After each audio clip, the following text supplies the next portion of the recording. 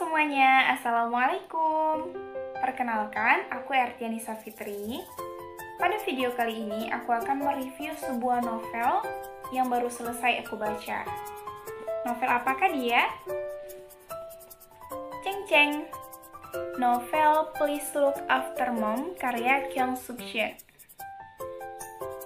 Mungkin teman-teman bisa tahu ya novel ini dari negara mana hanya dengan melihat atau mendengar nama penulisnya, yaitu Kyung Suk Shin. Ada bau-bau Koreanya seperti itu. Jadi memang benar, Kyung Suk Shin ini merupakan salah satu penulis terkenal di Korea Selatan. Jadi, Kyung Suk Shin ini sudah banyak mendapatkan penghargaan karena tulisan-tulisannya. Nah, novel Please Look After Mom ini merupakan salah satu novelnya dan bahkan novel pertamanya Kyung Suk Shin yang diterjemahkan ke dalam bahasa Inggris dan diterbitkan ke dalam 11 negara. Kemudian, jika kita terjemahkan judul novel ini yaitu Please Look After Mom ke dalam bahasa Indonesia, maka akan memiliki arti tolong jaga ibu. Mungkin teman-teman di rumah sudah tahu ya, dari judulnya saja sudah seperti itu. Nah, isinya pun berkaitan tentang ibu. Jadi novel ini bertema kekeluargaan. Saya membeli novel ini dengan harga 72.000 di sebuah toko online di Shopee.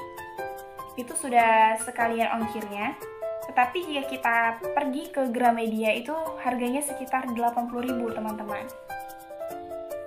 Nah, jadi novel Please Look After Mom ini sebenarnya sudah lama diterbitkan di Korea, yaitu sejak tahun 2008. Hanya saja baru diterjemahkan ke dalam bahasa Inggris di Amerika itu pada tahun 2011.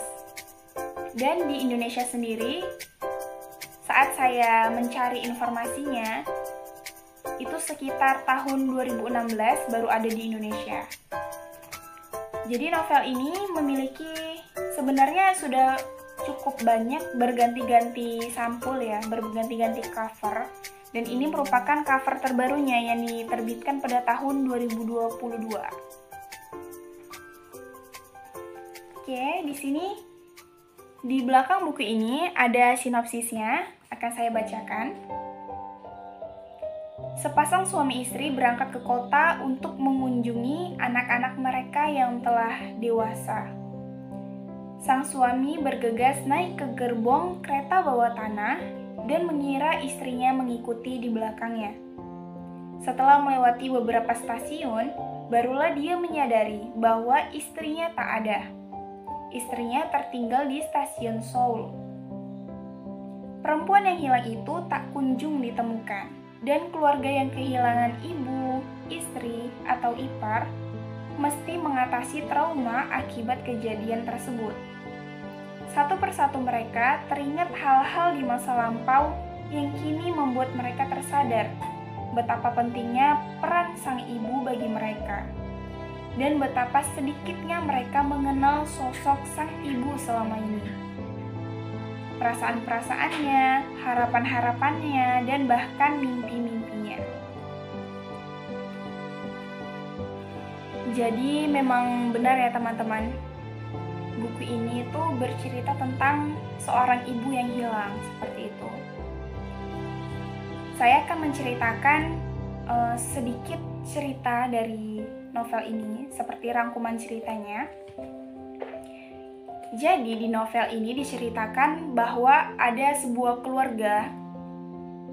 Jadi sepasang suami istri ini sudah cukup tua dan mereka ini memiliki 5 orang anak.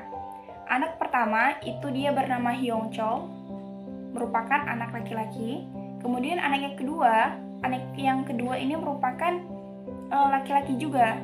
Dan yang ketiga ini merupakan anak perempuan yang bernama Ji-hon, yang merupakan seorang penulis atau novelis. Dan yang keempat ini merupakan anak perempuan juga yang berprofesi sebagai apoteker. Dan yang kelima ini adalah seorang anak laki-laki yang memiliki toko online. Jadi pada suatu hari, karena kedua orang tua ini merindukan anak-anak mereka yang sudah berumah tangga dan sudah berkarir di Seoul, maka mereka berdua ini berniat untuk mengunjungi anak-anaknya di Seoul. Jadi kedua orang tua ini pergi ke Seoul untuk menemui anaknya dengan menggunakan kereta api. Jadi ketika si suami ini masuk ke dalam gerbong kereta, dia tidak menuntun atau memperhatikan sang istri sehingga istrinya itu tertinggal di stasiun kereta. Jadi ketika sudah melewati beberapa stasiun kereta api, baru disitulah sang suami ini tadi baru menyadari bahwa istrinya itu tertinggal, tidak ada di samping dia seperti itu. Kemudian si suami tadi melanjutkan perjalanannya ke rumah anaknya, yaitu anak yang kelima, yang terakhir, anak laki-laki yang terakhir. Ketika sampai di sana dan anak-anaknya sudah berkumpul, kecuali yang apoteker tadi, dia ikut bersama suaminya tinggal di Amerika. Jadi 4 orang anaknya itu tadi sudah berkumpul di rumah saudaranya. Di situ sang suami tadi yang istrinya itu tertinggal di stasiun kereta api menceritakan bahwa ibu dari anak-anak ini tertinggal di stasiun kereta. Nah, disitulah timbul rasa yang panik dan sedih juga. Kemudian mereka mencari ibu yang hilang itu di stasiun kereta dan tidak ditemukan. Kemudian mereka kembali lagi ke rumah si anak bungsu tadi dan mereka saling menyalahkan atas menghilangnya sosok ibu mereka. Padahal mereka ini sama-sama salah. Mereka tidak memperhatikan kedua orang tuanya ini, kurang memperhatikan karena mereka sibuk berkarir dan sibuk dengan urusannya masing-masing seperti itu. Dan ketika mereka sudah kembali ke rumah adik bungsunya, mereka langsung bergegas untuk mencari cara untuk menemukan ibunya. Dan salah satu cara mereka adalah membuat sebuah selebaran. Jadi anak ketiga tadi yang perempuan yang bernama Chihon, seorang penulis tadi, itu dia ditugaskan oleh kakak pertamanya yang bernama Hyongchol untuk menulis selebaran ibunya yang hilang. Jadi di situ si Chihon ini menulis tahun lahir ibunya itu pada tahun 1938. Nah, di situ dikoreksi oleh sang ayah. Sang ayah menjelaskan bahwa tahun lahir ibu tidak seperti itu, tidak segitu. Tahun lahir ibu yaitu 1936. Anak-anaknya ini tadi tidak mengetahui.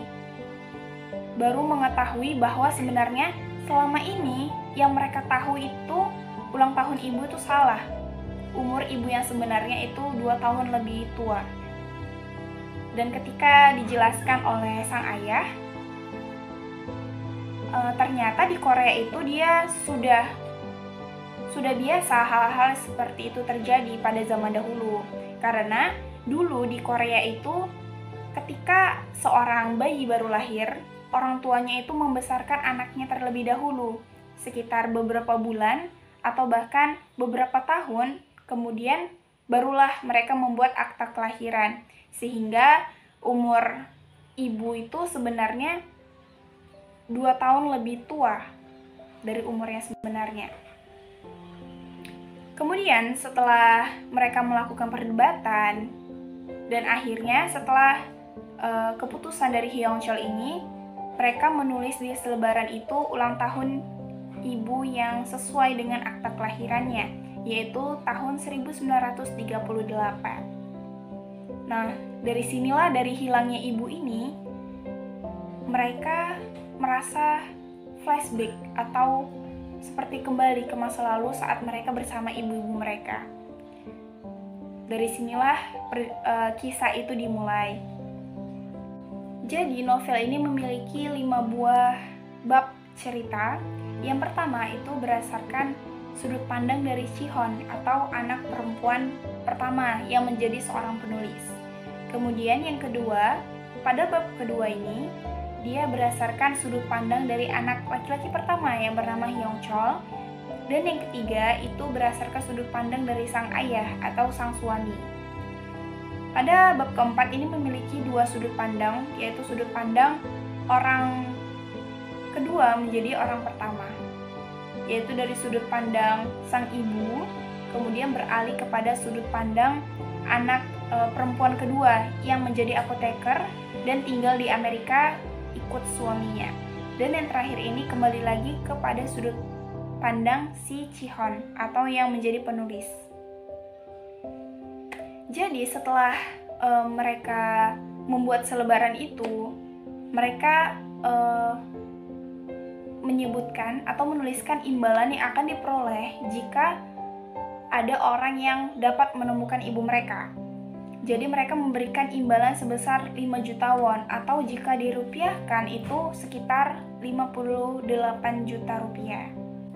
Nah, dari sinilah perjalanan mencari ibu mereka itu dimulai. Jadi yang paling giat untuk mencari ibunya yang hilang itu adalah dua orang, yaitu Chihon, seorang penulis tadi yang anak perempuan, dan juga anak sulungnya, anak sulung dari ibu tersebut, yaitu yang bernama Hyung Chol. Jadi mereka berusaha untuk mencari di sekitar atau di berbagai sudut stasiun Seoul. Kemudian mereka juga mencari ibunya di tempat-tempat yang pernah mereka datangi bersama ibu mereka. Jadi di sini ada banyak kisah-kisah yang sedih karena mereka akan balik ke masa lalu mengingat kenangannya bersama ibu mereka, seperti itu teman-teman. Jadi di sini banyak sekali cerita-cerita yang sedih. Dan saya ketika membaca novel ini itu meneteskan air mata karena begitu sedihnya seperti itu. Novel ini juga cukup menarik, jadi saya rekomen kepada teman-teman yang suka membaca novel. Novel ini wajib teman-teman baca jika ada waktu luang. Dan ternyata setelah saya membaca novel ini tuh ternyata untuk 17 tahun ke atas. 17 tahun ke atas ya teman-teman. Jadi untuk teman-teman yang belum berusia 17 tahun ke atas, jangan baca dulu deh. Tapi sebenarnya di dalam buku ini tidak ada hal-hal yang negatif atau yang dipandang orang tidak baik seperti itu. Hanya saja mungkin pembahasannya itu lebih mendalam. Tapi saya suka cerita novelnya. Kemudian untuk kelebihan dan kekurangan novel ini. Kelebihannya, menurut saya kelebihan dari novel ini adalah sang penulis itu pandai untuk menceritakan dengan detail dan juga membuat imajinasi kita itu main seperti itu. Jadi kita bebas, jadi kita bisa berimajinasi yang bahkan tidak kita pikirkan seperti itu. Ada hal-hal yang disampaikan di novel ini yang bahkan tidak kita terpikirkan sebelumnya. Kemudian dari covernya saja itu sudah menarik sekali ya. Saya suka covernya. Jadi warnanya itu cantik, warnanya cantik. Dan di sini tuh saya suka. Mungkin teman-teman di sini ada yang suka drama Korea ya. Di dalam drama Korea itu biasanya di drama-drama kerajaan itu bukunya seperti ini. Ada jahitannya yang seperti ini. Tapi ini tidak dijahit, hanya saja hanya desainnya saja seperti ini. Tapi menurut saya ini dia merupakan salah satu yang menjadi ciri khas bahwa novel ini berasal dari penulis Korea Selatan. Kemudian untuk kekurangannya, menurut saya kekurangannya di dalam novel ini adalah terletak pada bab keempat. Jadi seperti yang telah saya jelaskan tadi, pada bab keempat atau bab cerita keempat ini, dia terdapat pergantian sudut pandang. Dari sudut pandang orang pertama menjadi sudut pandang orang kedua, seperti itu.